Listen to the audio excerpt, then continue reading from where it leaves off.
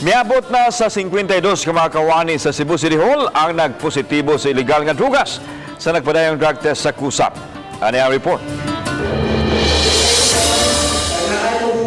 Naduga nga na usab og 7 ka mga kawani sa City Hall ang nagpositibo sa illegal nga drugas. Gibutyag ni Jonathan Rodriguez ang pangulo sa kusap nga sa 52 ka mga ginaghanon, sagol-sagol kini gikan sa nagkaniyang buhatan sa Cebu City Government diin kasagaran mga job order employees.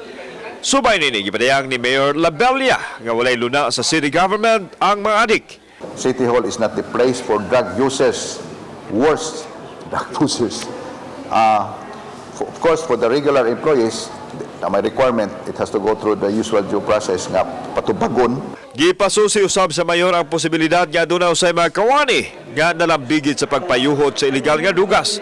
Kini tungod kay nagkadaghan man ang positibo apan iyang giklaro nga ang problema nagsugod pa ni adtong nakalabaing administrasyon. And the concern is not only the concern of the law enforcement authorities, but it is the concern of everybody, the community, the school, the church, the family, home. That's why everybody must be involved in this fight against illegal drugs.